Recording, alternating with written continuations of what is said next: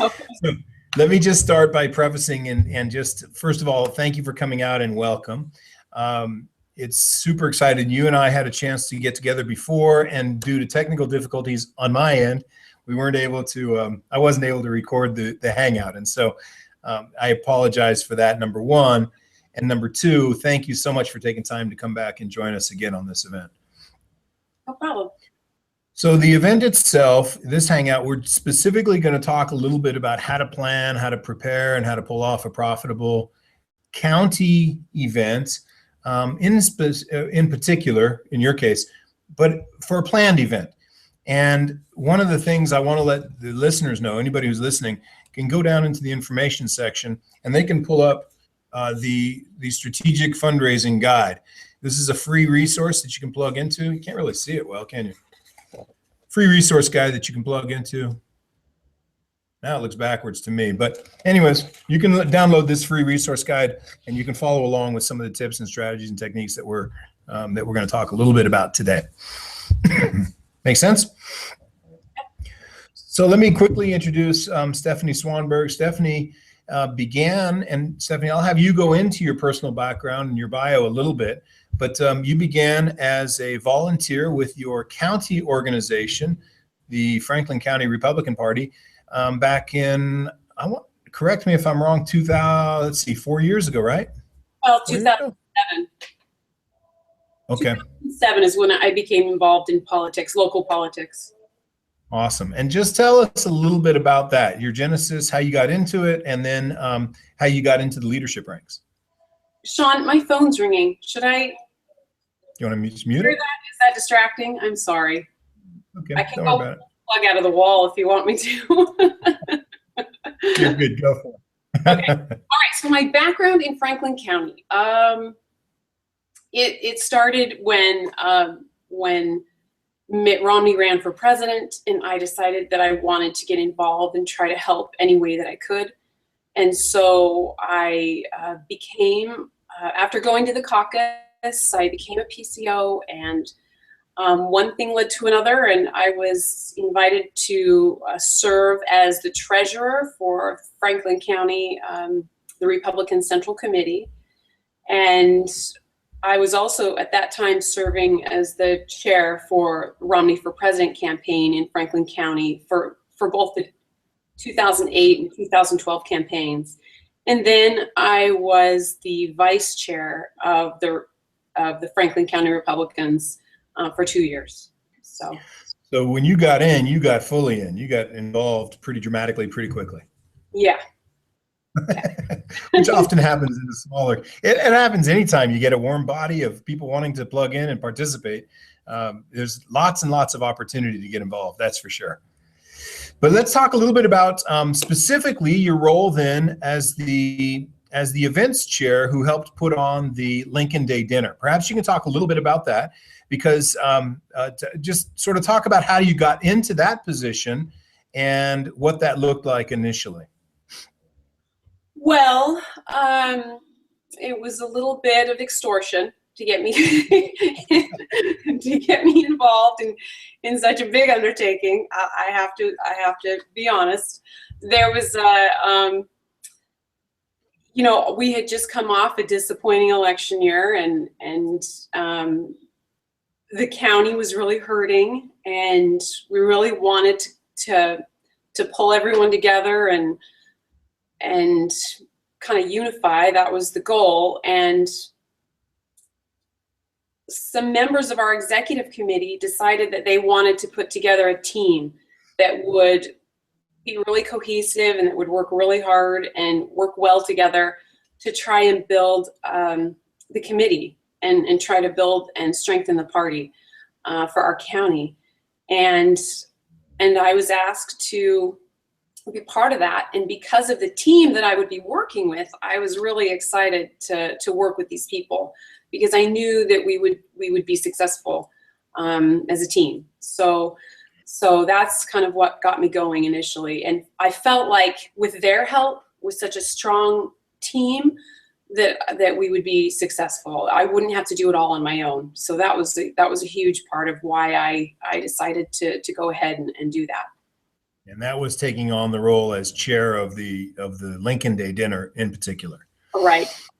So let's talk real quickly, just so people listening have an understanding of how big your district is. How big, committee-wise, how many members do you have in your central committee? Do you know?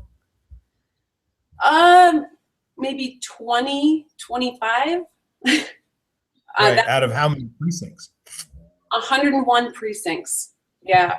So we're not talking about a big county involvement or participatory process. We're talking about a handful of people who are dedicated to making a difference. Yeah, and I mean, you have to understand kind of the demographics of the area where we are the redheaded stepchild to Benton County, because you guys, Sean, you're in Benton County. It's huge compared to us, and so we've always kind of been we kind of latch on to Benton County, and whatever you guys do, we do, and that kind of thing. And I think we were just getting to the point where we wanted to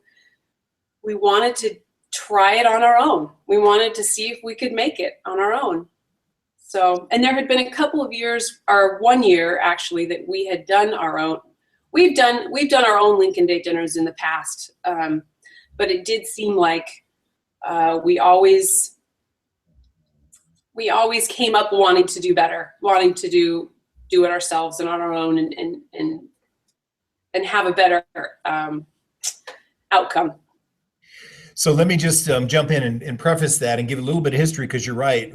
We merged our counties for a number of years. In fact, when I was chairman of the Benton County Republican Party, we had our joint Lincoln Day dinner was the Benton Franklin Lincoln Day dinner. And we did that for many, many years. 1 year we'd do it in Benton County, and the next year we'd do it in Franklin County, and we'd divide the proceeds.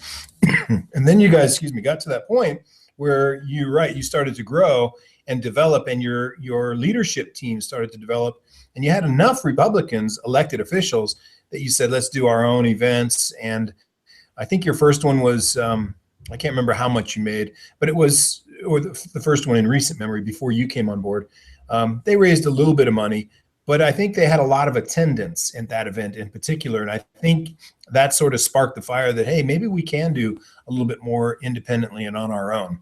And that sort of brings us up to you. Then they found you brought a lot of energy. They've got a great team. And all of a sudden you guys put together this idea that you wanted to put together an event and make it impactful. What were you looking for at that first event that you chaired? What was your primary outcome? What were you hoping to achieve predominantly?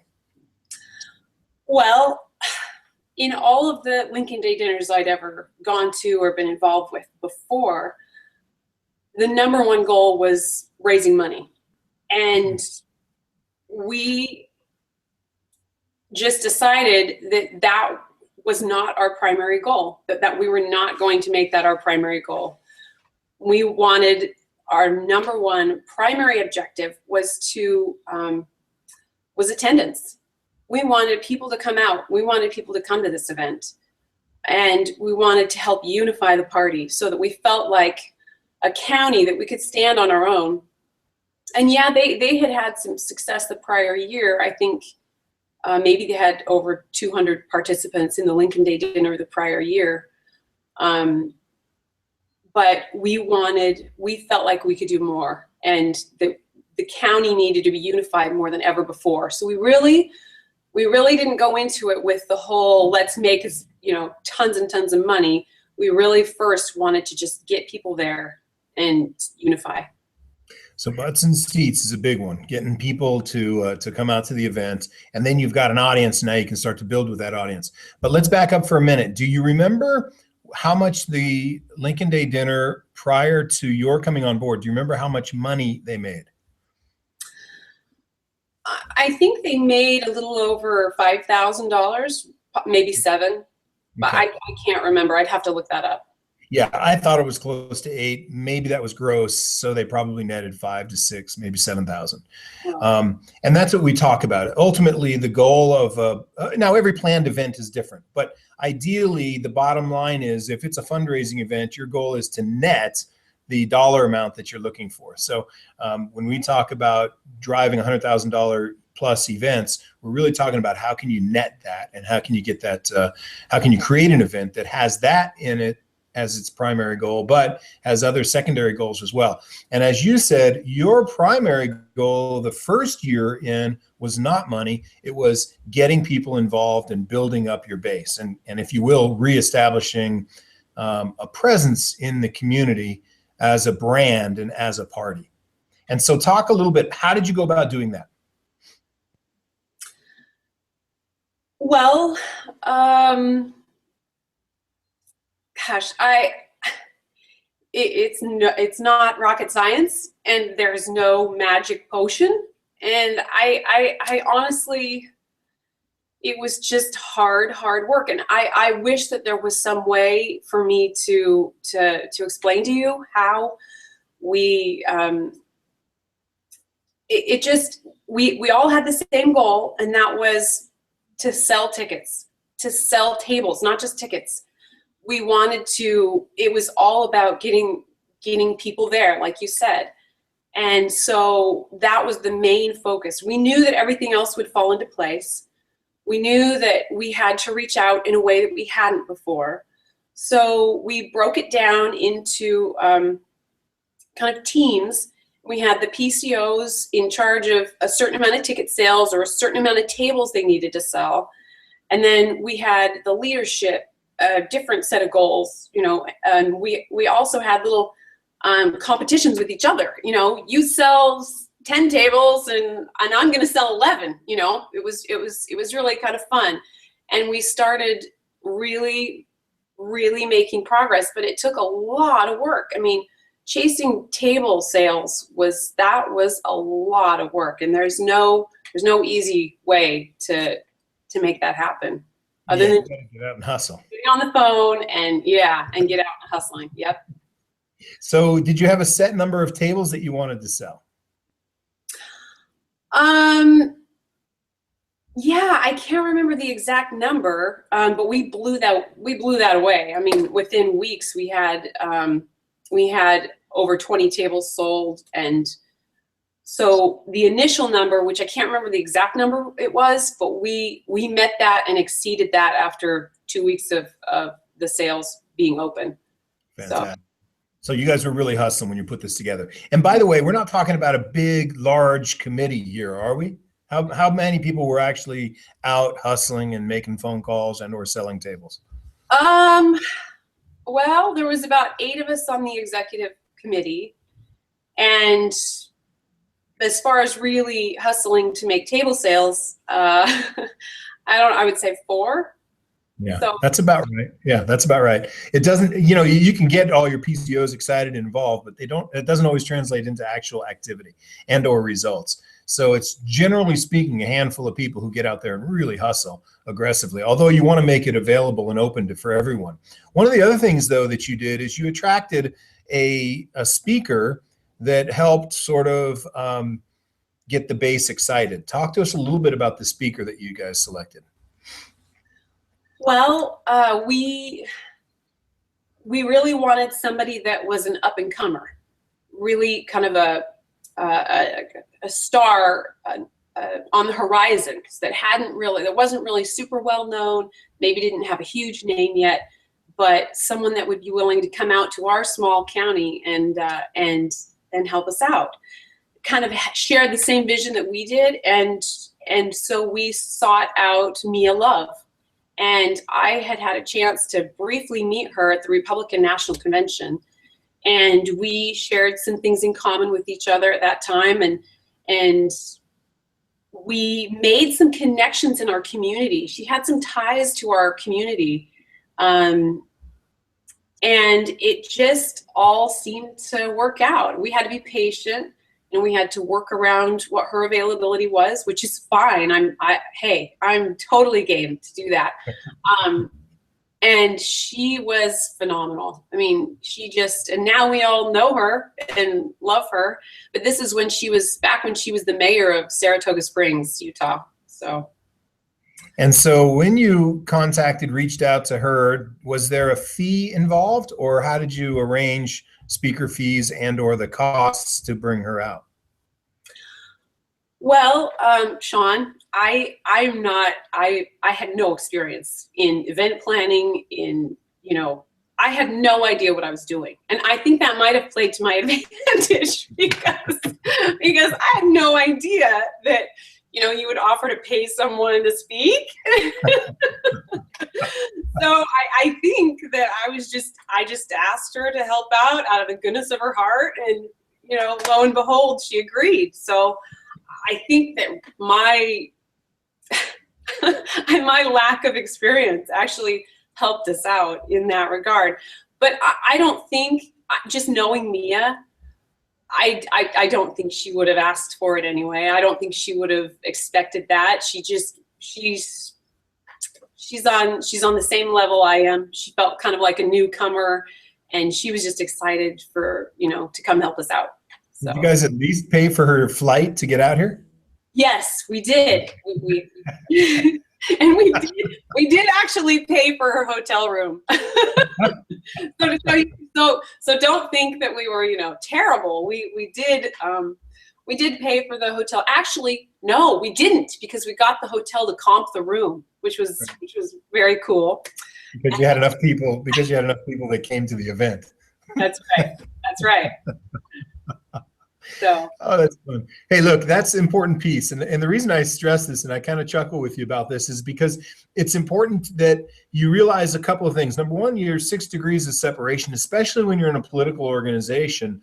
There's an opportunity to connect with some pretty big names, some pretty marquee names, some that are up and coming, some that have perhaps been around a long time, seasoned, and yet, and perhaps some that are running for president or for a higher office, or just want to get more exposure. There's numerous reasons why people would come to your event. All you have to do is ask, and you have to ask intelligently. We talk about that in the book, about how important it is to ask intelligently and not spend money. The goal is to raise money and keep it, so that you can use it to get people elected, not to bring in a marquee speaker so that you get whatever, a great night, from an entertainment standpoint. So what you did was fabulous. You don't know it, but it was, you do know it, obviously, but it was fabulous. And that's exactly what you want to do. And that's what we talk about in this training, as to how you can go about and identify a marquee speaker, someone who can help bolster ticket sales, bolster excitement and energy. And that energy itself helps to create a buzz in the community, and of course to sell more seats. So at the end of the night on this first event, first time around, how many people did you guys get to actually come out and attend the event, number one? And then number two, about how much money did you raise? Well, our goal was 500, and we knew that was lofty. We knew we probably wouldn't, well, I didn't know. I was totally 500 or bust. I would not have been happy with one person less than 500, just because but we had well over 500 people at this event. It was like 517 or 521, or give or take a few. And and how much did we raise? I actually looked that up, Sean, and we made net $38,600, and it cost us about $19,000 to put on the event. Nice. So fantastic. So approximately 20,000 to put on the event, and you netted about 38, close to 40,000. Well, I'd like to say 40. So can we just say 40? That's close enough. No, I'll say 38.6. That's what we did. Well, look, we'll give you some grace and some room as we talk about the next event, because you had such a great time being the chair the first time around. You decided to do it again. Oh my God. I have no idea what I was thinking. But you know what? You learn so much with that first one, and there's so many things that you think, okay, we could do this differently. We could do this better. We have so many opportunities that maybe you missed on the first go round. And also I'm vice chair for 2 years. So it's kind of my baby. And I wanted to do better. I really wanted to exceed. I didn't think we could do better than we did right after the first, or before the first Lincoln Day dinner. But after we finished and did the wrap up, I realized we really could do a lot better, even than the records that we broke all over. So I knew that if we just put our hearts into it, that we could do substantially better than we did the year before. Now, how did you define that? You mean more people, more money, more both? What were you looking for? Well, both. We wanted more people, and with more people comes more money. So we hopefully we definitely just really focused more on the people, and we just felt like the money would kind of figure itself out if we got the people there, and we put on a great event with an awesome auction. We just felt like it would fall into place and that we would make more money. So jump at that. Let's talk about now. You've wrapped up your first event. You've had a record number of attendees come out. First time ever having that many folks come out to an event. Obviously, that made you feel good. Probably energized your base pretty dramatically. And all of a sudden, you've got close to $40,000 in your coffer from this one event. You must be pretty excited, pretty jazzed, and you must have had just a ton of people wanting to come out and help you on the next event. Is that the case? Well, no, but you still, the great thing is that we did have such a great team the first go around, and we really worked very well together. We had the same goals. We're really strong work ethic. We're willing to just get out there and get in the trenches and do what needed to be done, and not a lot of big talkers, but a lot of big doers, and that's what it boiled down to. And so we decided as a team, can we do this?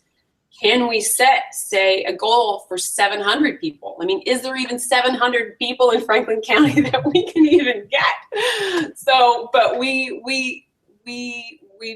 set the goal and we went for it. And because we had the same team with the same vision, it did seem like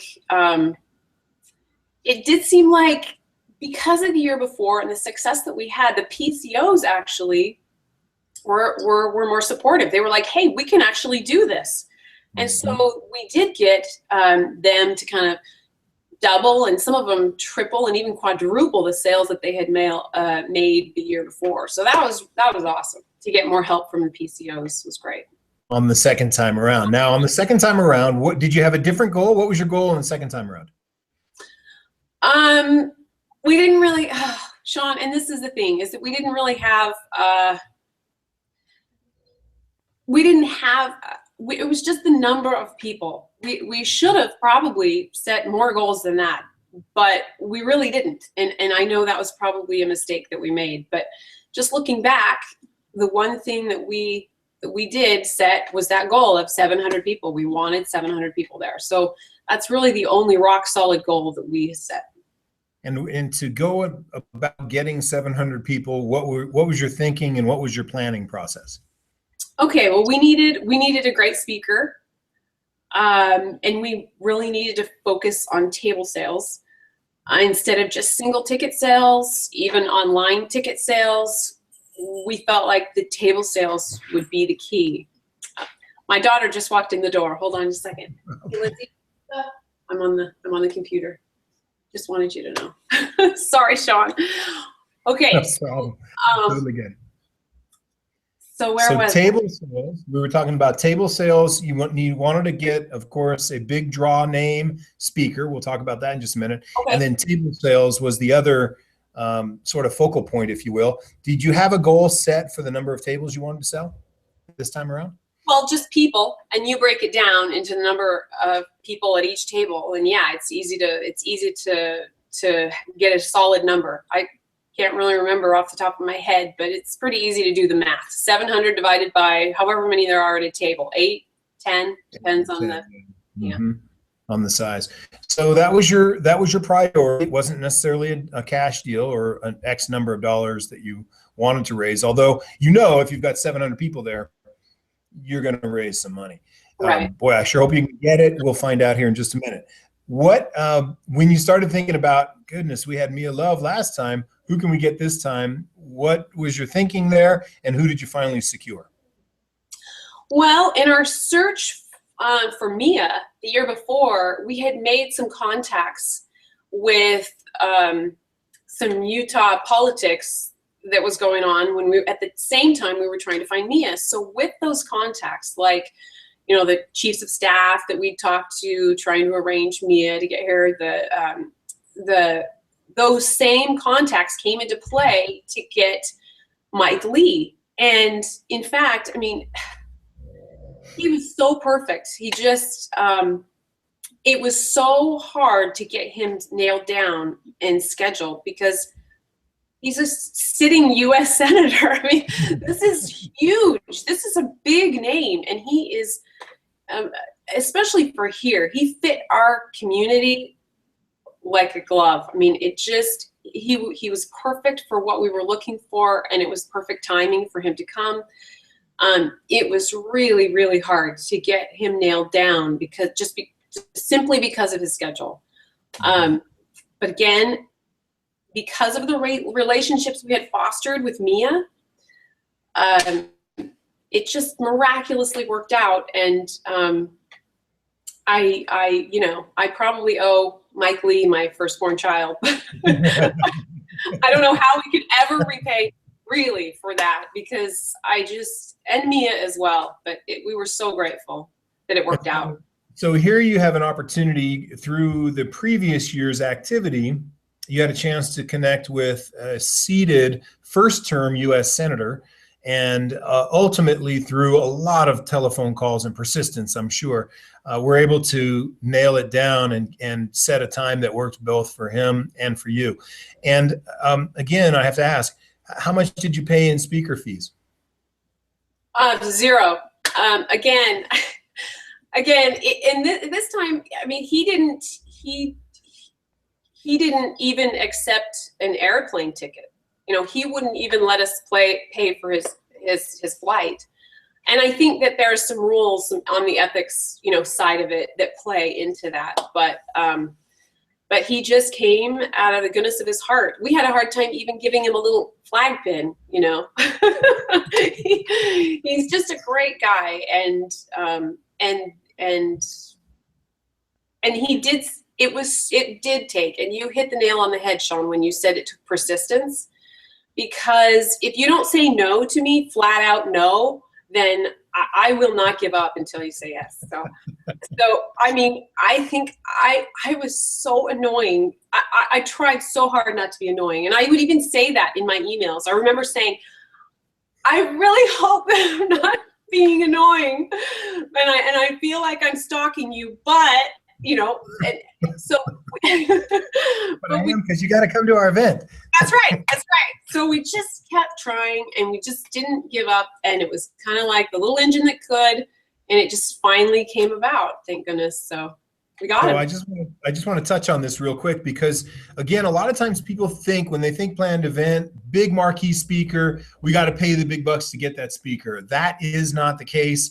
Honest hard work and persistence, you can get some really big names, and in this case, a seated U.S. Senator, Senator Mike Lee, and he came out, and obviously that was a great draw for you and for the crowd. So ultimately, how many people ended up coming to this Lincoln Day dinner event? We had over 700 people come to this event. Yes.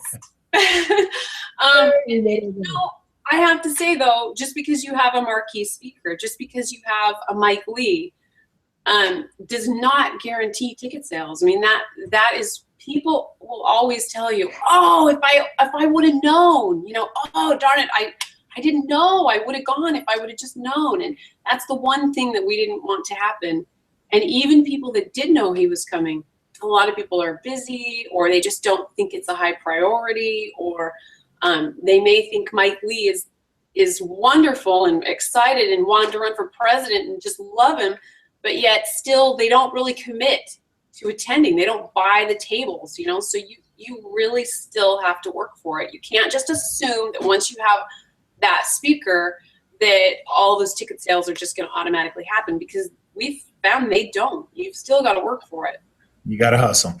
And that is the name of the game. We talk about that in this free guide. We talk about the importance of setting a goal with table ticket sales, individual ticket sales, and again, the whole notion of hard work. You're the epitome of that. You've got to get out there and hustle no matter what. Even if you've got a marquee speaker, you hit the nail on the head. Even if you have a marquee speaker, it doesn't mean people are going to show up for number of reasons. So you really do have to hustle. Clearly you guys did that. You hustled pretty aggressively. Did you put together any kind of VIP events around Senator Lee or around Mia Love when you had her previous? We did around, yes. Well, yes and no, I guess, because I wish we would have done more. We could have done so much more, but we didn't. And so there's a lot to learn, even with these events. And believe me, I'm just learning. But with Mia, we helped facilitate her going and spending the day before in King County, where she was able to meet with and do a Lincoln Day dinner for King County, as well as meet with some donors there over in Seattle, the Seattle area, and we were the ones that helped facilitate that. And so you set up a VIP event, but this one wasn't for you to make money. This was so that she could raise money for her own purposes. No, I don't think she did raise money for her own purposes. She went to help King County, raise money for King County. So again, this just shows, yeah. So you guys helped set up a VIP event, and someone else was the benefactor. You guys didn't make the money on a VIP event. Okay, no. Let me backtrack. I don't want to take credit where it's not due. All we did was we said we got Mia Love for a speaker, and then King County came in and said, would you be willing to share her? The night before, could she do a Lincoln Day dinner in King County? So that's the only thing that happened with Mia. And they did set up, I believe, a luncheon or something before that Lincoln Day dinner for her as well, too. So they set all that up. We didn't really have anything to do with it. We just got Mia to speak. And so we kind of shared the wealth, meaning we facilitated those King County and Mia Love getting together so she could be in King County. But with Senator Lee, we set up, we found out he was coming and that things were going to fall into place for him. And we did reach out to, we knew he was going to be in Seattle the day before. And so we did reach out and set up, help to facilitate a fundraiser for him with a PAC over there, the Microsoft PAC. So we helped out, but they still did the work. So I don't want to take credit where we didn't actually do this. We could have had an event here prior to our Lincoln Day dinner and had, some kind of meet and greet with VIPs, that kind of thing. But we didn't do it. We could have. Dang. But we didn't. That's what I was getting at, actually, in that you guys were in your planning purposes. What we talk about in this plan, to raise $100,000, this book, we talk about putting together a VIP event around the actual planned event if you have a marquee speaker like that. And you guys sacrificed that, not necessarily sacrificed, but you didn't put on that kind of an event, in other words. So the money you raised didn't include a VIP component where you could have raised, let's just say $500 a ticket to have a photo op or to have a briefing with, X number of community leaders. You guys didn't even do that, and yet you still had tremendous gains financially in your event. So that's really where I was going with that. Not trying to assign any additional credit to you guys, but again, you also did help both of those speakers to have more of an impact within the state. Seattle's 3.5 hours away, so so you were able to help them at the same time that they were helping you, which is kind of nice. Yeah. That was what we wanted to do. I mean, we could have tried to plan something prior to the event, and then have him come earlier. But this isn't all about us. This is about Senator Lee.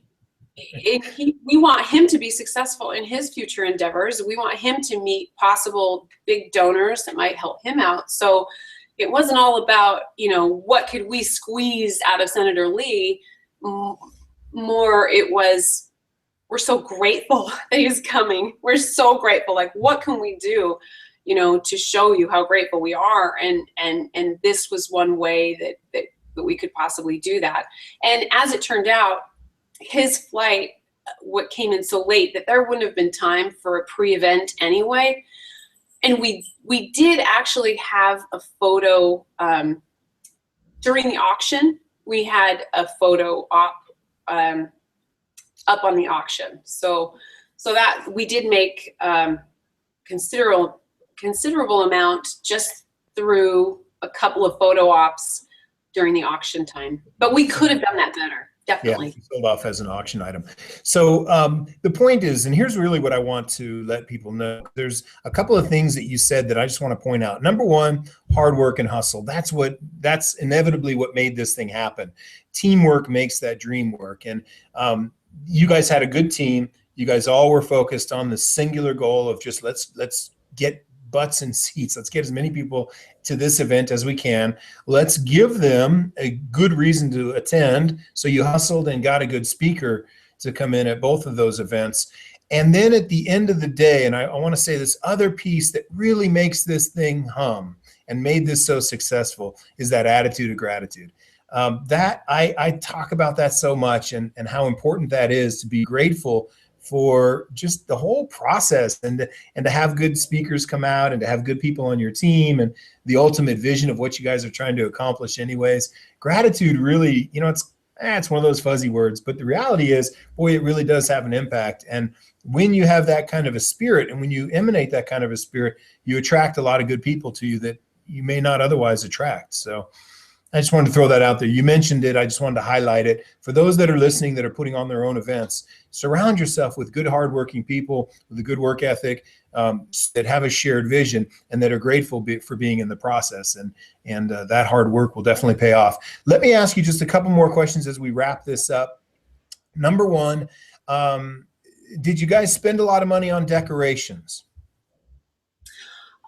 No, we had absolutely beautiful decorations, very classy, yet really simple. Our centerpieces were beautiful floral arrangements that were donated. We had a huge flag that we put up that was, we just borrowed. So no, we didn't go all out on decorations, but we did want it to be classy. And when I wanted it to be an event that I would want to go to. And we did put out some beautiful invitations. And that was really important to me. I do want to touch on one thing that you mentioned earlier, and that's gratitude. We did write over 300 thank you notes after that first event to everybody that came. Everybody that participated and everybody that came to that event got a handwritten personal thank you note from our executive committee. And I can't tell you how many people the next year mentioned that as one of the reasons why they wanted to come back. And they just thought that was so thoughtful that that we would think of them and take the time to actually write them a letter. I mean, it was a lot of work to write 300 handwritten thank you notes.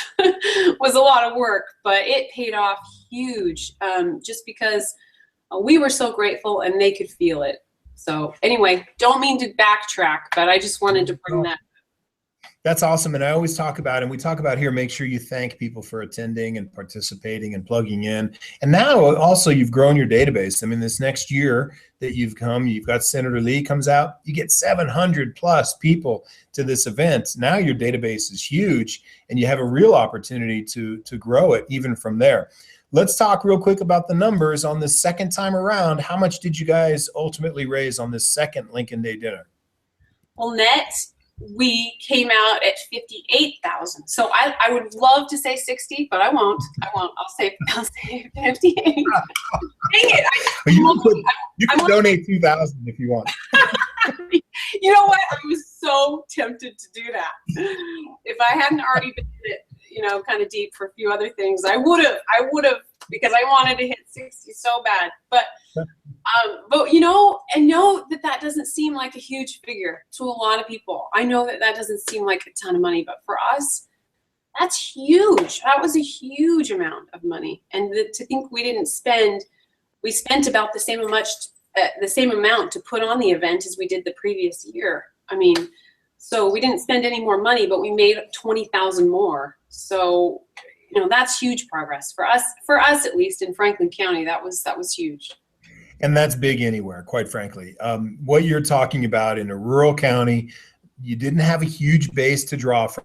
You didn't even have a database to really start from initially. I think your database was pretty small as you came on board your first time around. And you managed over the course of 2 years to raise just about $100,000 that now you can use to go out and help other candidates get elected. And it really does open up the horizons for you as a party when you've got money in the bank, and more important than just the money, a newfound level of enthusiasm and energy and zeal throughout the county. People that are just excited about the Republican platform and the message and where you guys are going. So that is just phenomenal.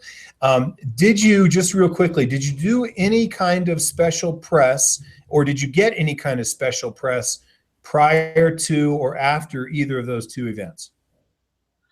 Well, yeah, our chairman, Brad Peck, this is his specialty.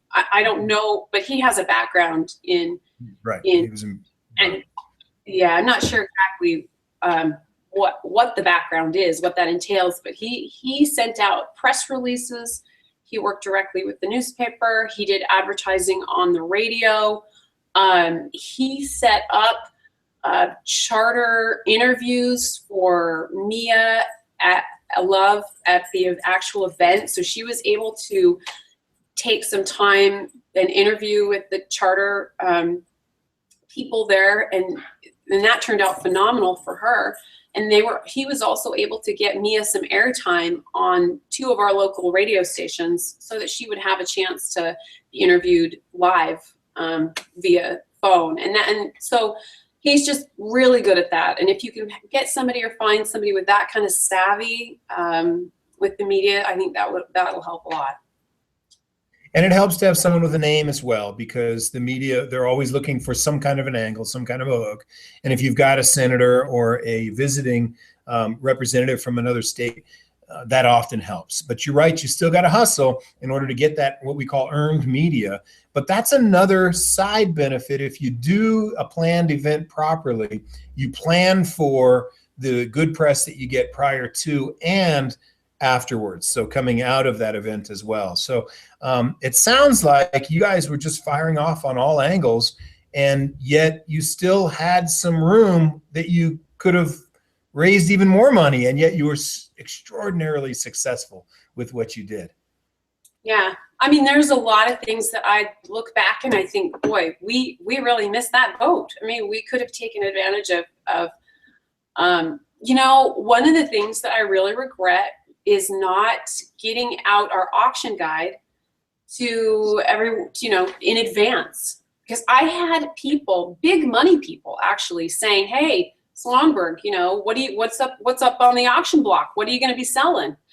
And I would say, "Oh, well, you want to know before the event?" Like, you know, I didn't even know that was normal. So I wish that I would have taken advantage of that and sent a mass email of the auction guide out, given them a week to think about it, what their highest bid might be. You know, they think about stuff like that. Again, it was just me not knowing. I just don't know how, you know, I just didn't know that. So, and then there's other things too, like the pre-event that you brought up earlier. That's a great idea. And we just didn't really take advantage of that. Oh gosh, there's other things too that looking back, if we would have done it a little differently. Oh, I know. Like my orthodontist, my daughter's orthodontist, he donated a set of braces. That's worth like $5,000 or $6,000. And sometimes if you just ask the person that made the donation, say, "Hey, would you be willing to donate 2? And then we can take the top 2 donors." you double your money instantly. And if we would have taken advantage of things like that, and just with a little bit more know-how and experience, I think we could have done a lot better. Yeah, it can impact your bottom line. And these are things you learn as you go through the process, quite frankly. When it comes to fundraising, oftentimes you just have to run through it 2 and 3 and 4 times, and then it starts to fire off. But that's a lot of work too, as you know. Fundraising is never easy, but it's a lot easier when you have a great team around you, and when you're doing it for a right cause. Excuse me. I agree. We definitely had a dream team situation going on, and we really worked well together, and there was no one person that deserves all the credit for the success. So it really did come down to who do you think you can assemble this team. If you can pull people like that together and assemble a great team, you're always going to have a great outcome. Mm-hmm. Yeah, I agree. And it's, like I said, you guys are just at the tip of the iceberg. You're just getting started. There's so much more out there, and so much more that you can do as a county, especially now as you're growing and developing, and more people are getting excited about the whole process, or at least engaged, if not excited, at least engaged. And, that's when you bring them in. You've now got a database. You can identify where you're missing gaps in your precincts. And there's just a lot you can do now that you've laid the groundwork and built this base. And like I said, you also have money now. And that is the name of the game, ultimately. When you talk about planned events, ultimately, you're talking about raising money, talking about building your list, injecting and enthusing the body, if you will, if it's an organization or a campaign, getting some free press. You guys hit it all. I mean, first of all, congratulations. Because as a newbie coming in with zero experience fundraising, man, that's powerful. That's huge.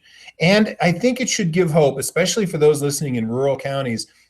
This should give hope to you that just because you're in a small county doesn't mean you can't raise money. And just because you don't hit $100,000 in your first time out doesn't mean that you can't grow that exponentially year after year after year. You can, and you're living proof of just what it looks like to make that happen.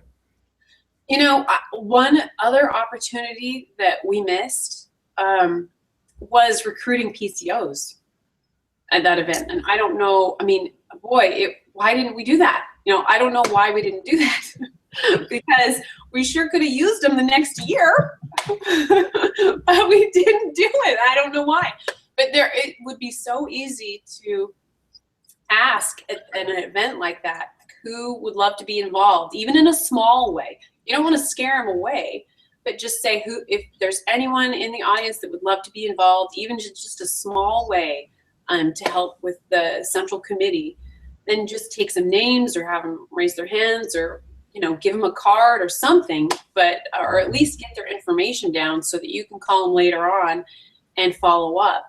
So that's another thing that we really should have done that we didn't. And again, it's easy to look back and say all the things you missed. And I want to look back and just celebrate and congratulate you for all the things you did so well.